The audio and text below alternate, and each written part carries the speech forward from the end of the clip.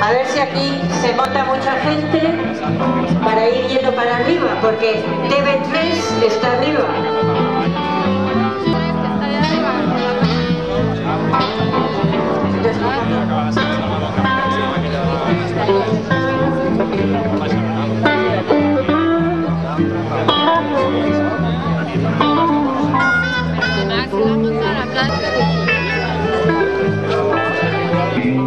Faltan unos 2 minutos y empezamos ya. Benvinguts a SOS Platja Llarga 3. Estem aquí a la plaça de l'Ajuntament, a la plaça de la Font, i res, en 5 minutets començarà la tercera cadena humana per salvar la platja llarga dels blocs de formigó, del passeig i tot això. Fins ara!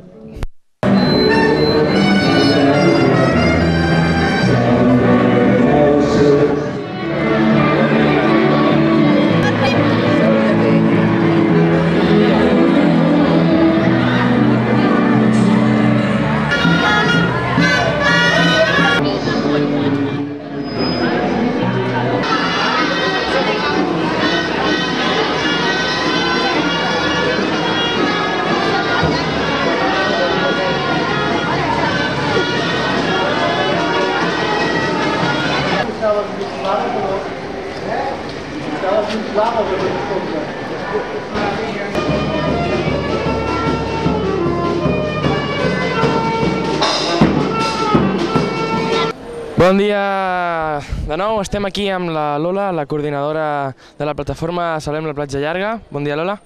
Bon dia a vosaltres.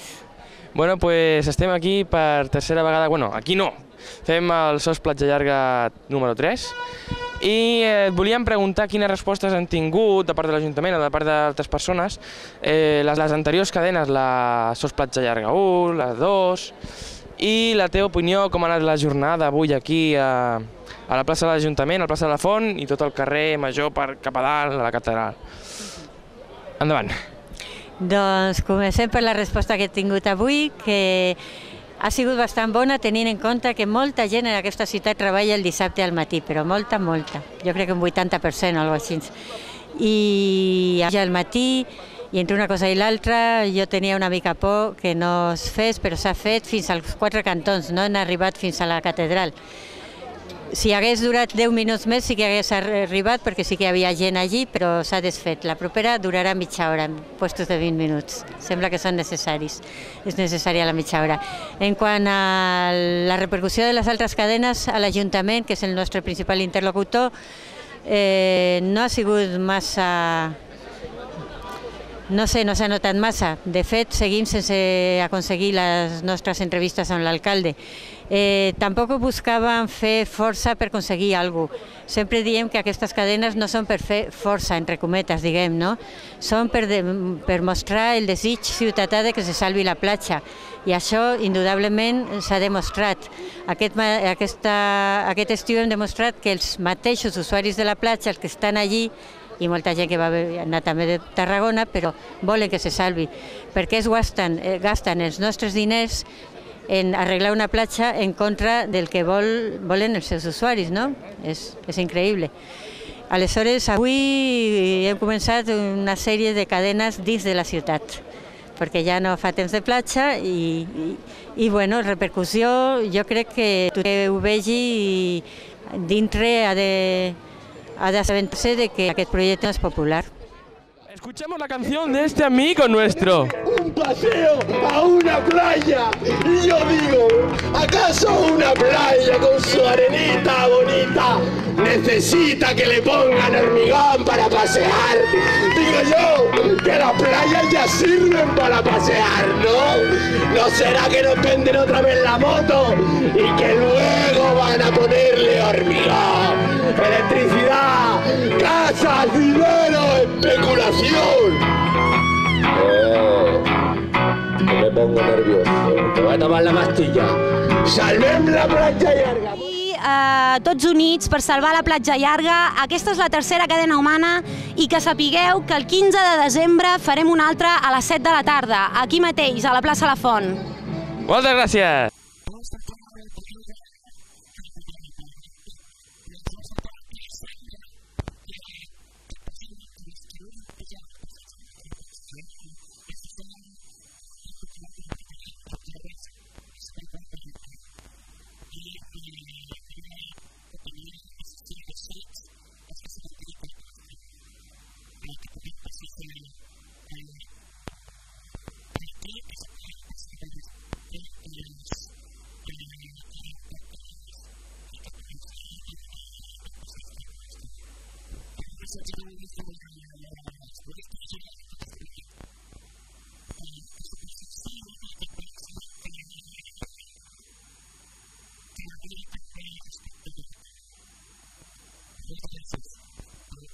Bon dia, i anem a escoltar l'opinió de... Pau Gomis. A què li sembla que vagin a posar que vulguin posar un passeig a tot el llarg de la platja llarga, destrossar un ambient natural i verge que encara ens queda? Home, que ho vulguin fer molt malament, perquè allò és un dels trossos de costa de Tarragona que queden encara més o menys verges i és un espai completament d'interès natural i que l'està disfrutant tota la ciutadania. En el moment que fiquin un passeig, que edifiquin, etc., només ho disfrutaran unes quantes persones que segurament seran les més privilegiades econòmicament. I algun missatge que vulguis donar a polítics o a gent que ens està veient ara? Pues que hem de recolzar el moviment per salvar la platja llarga, participar a totes les accions i intentar aturar l'especulació urbanística tant a la platja llarga com a qualsevol lloc. Pues moltes gràcies, molt amable. Me llamo Vicente José Amiguet Molina y pienso que es una lástima que la gente no comprenda los temas medioambientales y se burle de los ecologistas y no entienda por qué se protesta contra el urbanismo salvaje y otros desastres. Y pienso que si la gente se informase un poco más, hablando con los ecologistas y leyendo revistas como Integral, Quercus o El Ecologist o Ecologistas en Acción, estaría mejor informada, respetaría más a los ecologistas y no se dejaría manipular tanto por los políticos o los grandes empresarios que hacen urbanismo salvaje. Y que conste que yo no gano dinero vendiendo revistas. ¿Y algún mensaje que quieras dar a los que nos están viendo o a políticos mismos? Sí, que dialoguen con los ecologistas y lo respeten un poquito más. Pues muchísimas gracias.